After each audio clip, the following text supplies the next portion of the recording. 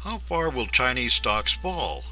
By www.profitableinvestingtips.com. According to CNBC, stocks in Shanghai fell 6%. The miracle of year after year stellar economic growth is coming to an end in China, and the real estate bubble may be set to deflate. China was the main focus for investors as the country's Shanghai Composite benchmark tumbled in the final hour of trade. It finished the session down 5.3% after rallying to a 3.5-year high of 3,091 points earlier in the day. It marked its biggest one-day fall in percentage terms since August 2009. It's not a stock market, it's a casino, Peter Elston, a global investment strategist at Seneca Investment Managers, told CNBC about the Chinese benchmark. The Chinese central bank has lowered interest rates in an attempt to stimulate internal growth now that exports are slowing. As the 40-year economic miracle comes to an end, it remains to be seen how well the economy will adjust and how far Chinese stocks will fall. Real estate in China.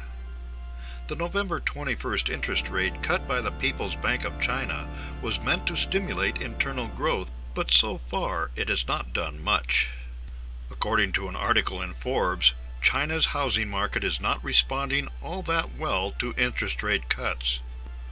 Our tracking of the Chinese housing market suggests that the rate cut has had a much tamer impact than previous policy changes. Last week, the week following an interest rate cut, primary home transaction volume increased by 6% week over week for both units and square meters sold nationwide. That compares to 100% and 105% week-on-week increases, respectively, during the week immediately after September 30th, when Chinese authorities announced that they were relaxing requirements for mortgage lending.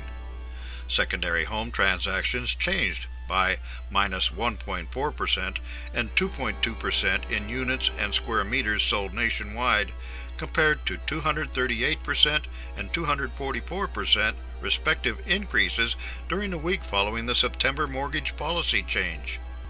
It may well be that the housing bubble is worse than everyone thought, and that simply dropping rates will not be enough to avoid a collapse of prices.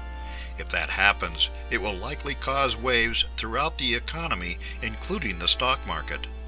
The question again is, how far will Chinese stocks fall? Where are Chinese stocks heading? The recent fall in Chinese stocks came after a weeks-long rally. The question investors are asking is if this is just a market correction or if it foretells a continuing fall in stock prices due to weakening underlying fundamentals. An article in the online Financial Times notes that Chinese stocks are volatile after the recent downturn and that a further correction is likely. We will see a further sell-off likely in coming days, wrote Ken Pang, Asia strategist of Citigroup. He estimates that at least half of the A-share rally since July is fundamentally driven and sound. The rest is euphoric. Since July, the Shanghai Composite is still up about 40%. Trading on the Shanghai market hit a record high of $128 billion on Tuesday. Morning trading volumes today are 27% below yesterday's level, but still 46% above the 30-day average. Today's biggest loser is the financial sector, down 1.7%, whereas consumer discretionary stocks are up more than 3%.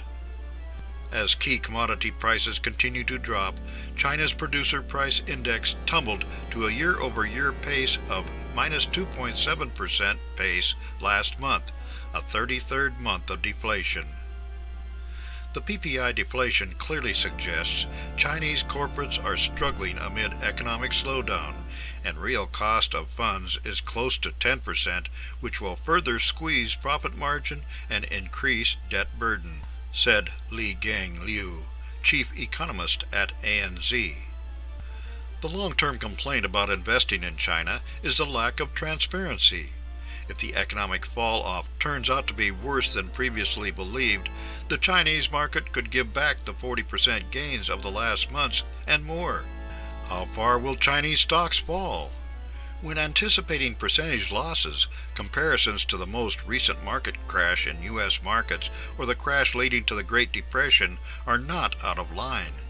It could well be that Chinese markets are as much as 50% overvalued and will painfully correct. For more insights about investments and investing, visit www.profitableinvestingtips.com.